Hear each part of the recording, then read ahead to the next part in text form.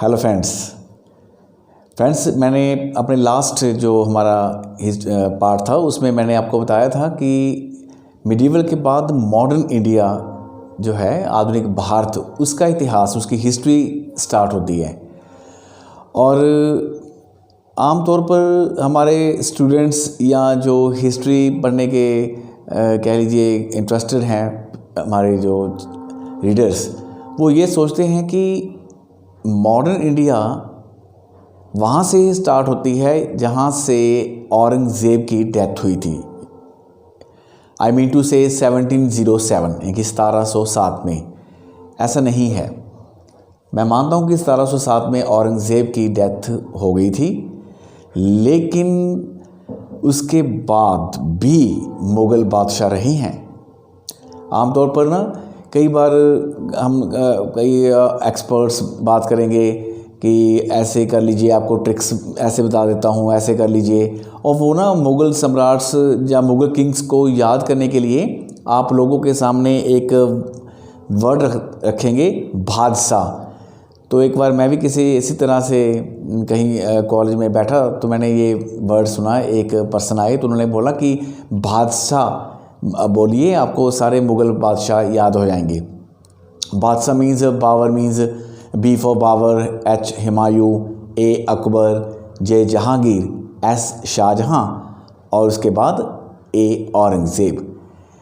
और हमारे स्टूडेंट्स या वही कह रहा हूँ मैं, हिस्ट्री पढ़ने वाले रीडर्स, वो यही सोच लेते हैं कि मुग़लों का इतिहास औरंगज़ेब तक ही है, उसके बाद का नहीं है, या कह लीजिए कि उसके बाद मुग़ल्स नहीं हुए।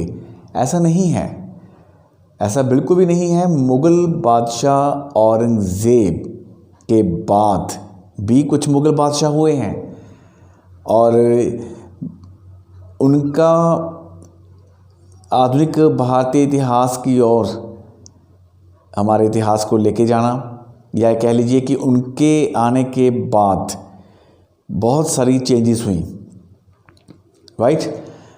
और जैसे कि आप ये देखिए कि 1707 मैंने आपको बताया था कि 1707 में औरंगज़ेब की डेथ हुई। और लेकिन अगर आप थोड़ा सा इसको यहीं पर स्टॉप करें, मैं आपको वो मुग़ल बादशाहों के नाम तो बताऊंगा ही, साथ में आपको ये भी बता दूं कि हम दूसरी तरफ ये भी देखें कि यूरोपियन कंपनीज़ भी इंडिया में आ चुकी हैं। और यूरोपियन कंपनीज़ में मैंने उस दिन ये बोला था कि सबसे पहले पुर्तगाली आए, जिसे हम पोर्तुगीज़ कहते हैं। आप सभी को पता होगा, छोटी क्लासेस से ही बच्चों को पढ़ाया जाता है कि हु डिस्कवर्ड इंडिया, भारत की खोज किसने की। तो बच्चे आमतौर पर वहाँ पर नाम लेंगे वास्को डी गामा। यस, ये बिल्कुल सही आंसर है। वास्को डी गामा ने ही भारत की खोज की थी। 1498 में वो कालीकट जो है हमारा सी पोर्ट, वहाँ पर ये पहुँचे और वहाँ पर किंग ज़ैमरिन ने उनका वेलकम किया। तो 1498 में पोर्तुगाल्स के रूप में, जो पोर्तुगीज़ के रूप में वास्को डी गामा आते हैं।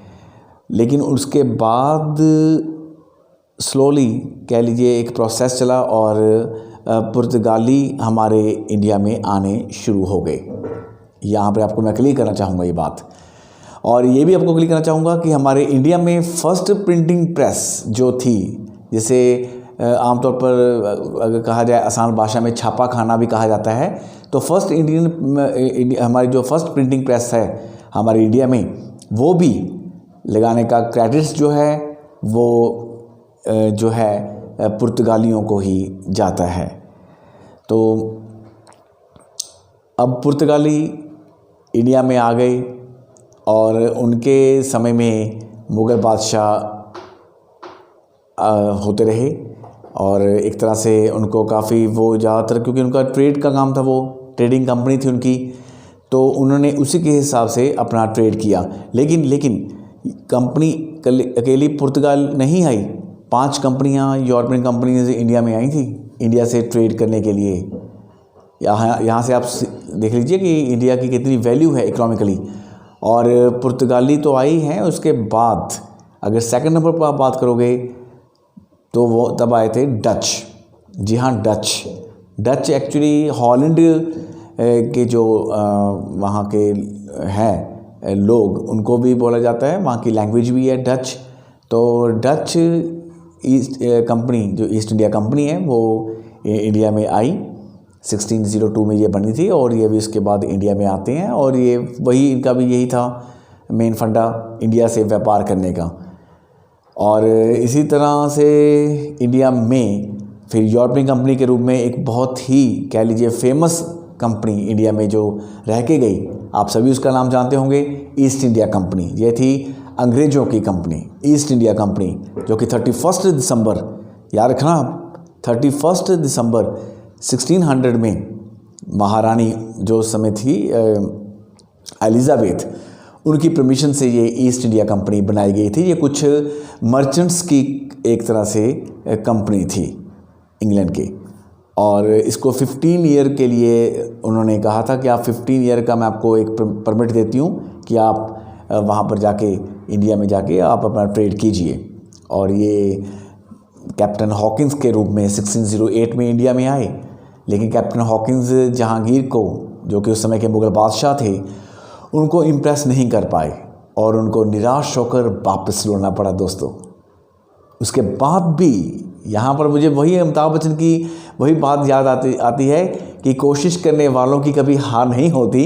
ये तो एक तरह से अंग्रेज़ भी हमें बता गए, क्योंकि जहांगीर ने तो साफ कह दिया था कि हॉकिंस को कि मैं आपको ट्रेड करने की परमिशन ग्रांट नहीं करूँगा।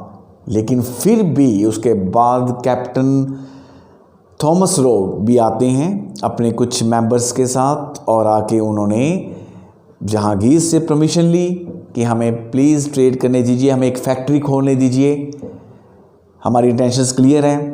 और वाकई वही हुआ, जहांगीर ने उनको परमिशन दी और उन्होंने अपनी एक फैक्ट्री ओपन की। ठीक है जी, आप देख लीजिए कि सूरत में उनकी फैक्ट्री बनी है, मसूलीपट्टनम में उनकी फैक्ट्री है, और काफ़ी ज़्यादा उन्होंने अपनी फैक्ट्रीज लगानी शुरू कर दी। ये तो एक तरह से शुरुआत है। एक तरह अभी तो वो, मैं ये नहीं कह रहा कि वो पॉलिटिकल कुछ कर रहे हैं, अभी तो इकोनॉमिकली अपने आप को स्टैंड कर रहे थे। और इसके बाद फिर डैनिश आ गए, एक और बीच में कंपनी आती है डेनमार्क की कंपनी, जिसको डैनिश बोलते हैं, वो भी आ गए। और इसी तरह आगे बढ़ते जाइए आप, यानी कि आगे से आगे तो फ्रांस के जो किंग थे लुई 14, उनके कहने पर उनके फाइनेंस मिनिस्टर जो थे मिस्टर कॉलबट, उन्होंने भी वहाँ एक फ्रेंच ईस्ट इंडिया कंपनी बनाई और वो भी इंडिया में आ गई। अब देखिए ना, कंपनीज़ ऐसे ऐसे इंडिया में आ रही हैं और सबका एक ही मोटिव है कि अपने आके जो है यहाँ पर अपनी कॉलोनीज़ बनाई जाएं और अपने इकोनॉमिकली अपने आप को वो किया जाए, एक तरह से ऐसा अपने आप को अपना स्ट्रक्चर बनाया जाए कि हम स्टेबिलिटी के साथ साथ एक अच्छा यहाँ पर अपना ट्रेड भी कर सकें। और ये यूरोपियन कंपनीज़ की मैं बात कर रहा हूँ यहाँ पर आपको क्लियर। और अगर इससे आप पहले आप अगर बात करोगे तो हम पहले बात कर चुके हैं कि अरबिक थे वो सबसे पहले आए थे, फिर टर्किश इंडिया में आए, वो तो हम उसी में आपको वीडियो में आपने ऑलरेडी देखा ही होगा। तो यूरोपियन कंपनीज़ आ चुकी हैं और इधर से मुग़ल बादशाह औरंगज़ेब की डेथ हो चुकी है, और उनके बाद उनके बेटे बहादुर शाह फर्स्ट, जिन्हें हम मुअज़्ज़म भी कहते हैं, जी हाँ मुअज़्ज़म, वो बने थे मुग़ल बादशाह। और आमतौर पर जो है बहादुर शाह, उनको कई जगह पर मैंने देखा है शाह बेखबर भी कहा गया है, एक ऐसा शाह, एक ऐसा किंग जो कि बेखबर है। अब आप यहाँ से मेरे इसी वर्डिंग से आप उनकी क्वालिटीज़ को देख सकते हो। और यहाँ पर आपस में बड़ी लड़ाइयाँ हो रही हैं औरंगज़ेब के बेटों के बीच। उसके बाद ये कि कहने का मतलब ये 1707 में आए और 12 में इनकी डेथ हो गई। फिर 1712 में जहांदार शाह आ गए, उनको लंपट मूर्ख कहा जाता था क्योंकि उनके कोई भी डिसीजन अच्छे नहीं थे। जहांदार शाह के कई तरह की उन्होंने गलतियां की, और जहांदार शाह के बाद यानी कि वो एक तरह से कह लीजिए कि उनका कोई इतिहास में अच्छा योगदान नहीं रहा। फिर उसके बाद फ़ारूक शेर आए। फ़ारूक शेर ने तो अंग्रेज़ों को काफ़ी परमिशंस दी, और मैंने आपको पहले भी बताया था कि बंदा सिंह बहादुर कि बड़ी बेरहमी से उनको शहीद किया गया, वो फर्रुखसियर के समय में ही हुआ था।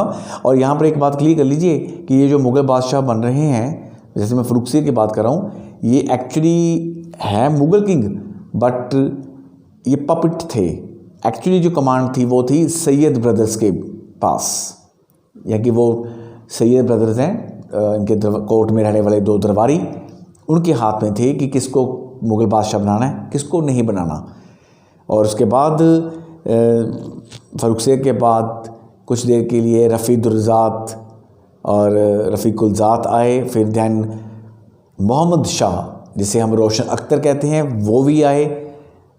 1719 से लेकर उन्होंने 1748 तक का राज किया है, और वो रंगीला कहलाए। अब आप सोच लीजिए कि नाम तो उनका रोशन अख्तर है, लेकिन लोगों ने उनका नाम रख दिया मोहम्मद शाह रंगीला, क्योंकि वो अपने रंग रंगीले थे। कोई उनको खबर नहीं है कि क्या हो रहा है क्या नहीं हो रहा। संगीत के शौकीन, ऐसा नहीं कह रहा मैं कि वो संगीत बजाने के शौकीन या सुनने के नहीं थे, लेकिन बिल्कुल पॉलिसीज़ उनकी डिफरेंट। और जो पुर्तगाली या जो अंग्रेज़ हैं, या कोई भी यूरोपियन कंपनी है, उनको प्रॉपर एक तरह से पूरा प्लेटफॉर्म मिल रहा है अपने आप को एस्टेब्लिश करने का। और इन्हीं के टाइम में नादिर शाह आ गए। अब देखिए नादिर शाह, अब उनके एक्चुअली वो भी आते हैं, वो आके दिल्ली को लूट के चले जाते हैं। तख्ते ताउस, जिसे हम पीकॉक थ्रोन कहते हैं, उसको भी ले गए वो अपने साथ ही। कितना सोना चांदी हीरे, ठीक है जी। यहाँ तक कि कोहिनूर हीरा भी नादिर शाह के चले गया। अभी भी नादिर शाह तो चले गए, लेकिन उनके भतीजे अहमद शाह अब्दाली आते हैं, और मराठों के साथ उनकी 14 जनवरी 1761 को एक बड़ी ज़बरदस्त बैटल हुई, जिसका हिस्ट्री में नाम है the 3rd battle of Panipat, Panipat की तीसरी लड़ाई। जी हाँ, ये पानीपत की एक तरह से कह लीजिए अंतिम लड़ाई है। 14 जनवरी 1761 को हुई, और इसमें मराठा हार गए, और अहमद शाह अब्दाली ने ये लड़ाई बड़ी ही सूझबूझ से उन्होंने जीती। तो अब वो ये तो है नहीं कि वो जीत के खाली हाथ ही चले जाएंगे, तो वो भी यहाँ से कुछ ना कुछ लेके गए, ठीक है। और मोहम्मद शाह रंगीला, इनकी तो 17 मैंने पहले ही बता दिया था, 1719 से 48 तक ही थे।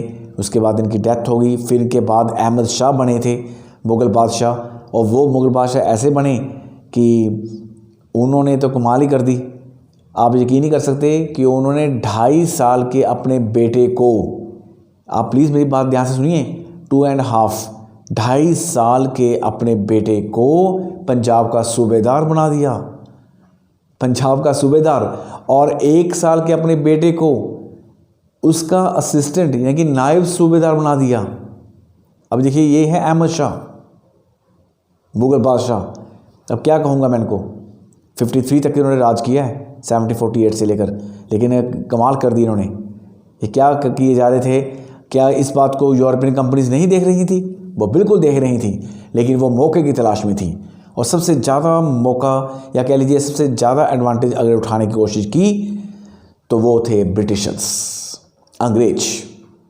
और अंग्रेज़ों ने वही देखा कि एक बूढ़ा, एक काफ़ी बड़ी उम्र का मुग़ल बादशाह बनता है, जिसका नाम है शाह आलम, और उन्होंने उसकी कमज़ोरी का फ़ायदा उठाया, और उसके बाद उन्होंने बंगाल की तरफ वो बढ़े, और बंगाल में जाकर उन्होंने 1757 में प्लासी और 1764 में बक्सर की लड़ाइयों को बड़ी आराम से, बड़ी एक कह लीजिए सूझबूझ से उन्होंने जीता।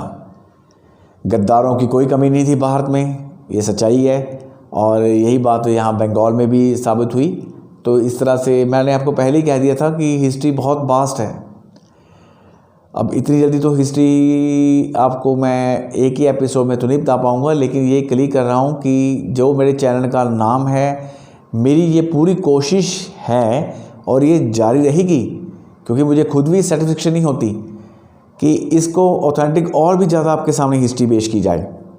अभी मैं यहीं पर आज को इसको स्टॉप करूँगा, लेकिन इन्फॉर्मेशन कोई भी लेकर जो आपके पास आऊँगा वो वही होगी जो कि आपको जनरली कहीं पता ना हो या आपको कभी नहीं आपने पढ़ी या सुनी होगी और बिल्कुल क्लियर फैक्टफुल होगी। मैं आपके जो कमेंट्स है उसकी भी वेट करूँगा। अगर आपको कोई कहाँ से इन्फॉर्मेशन मिलती है तो आप प्लीज़ मुझे बताइए, ठीक है। You are most welcome. Thank you. So see you next video. Okay.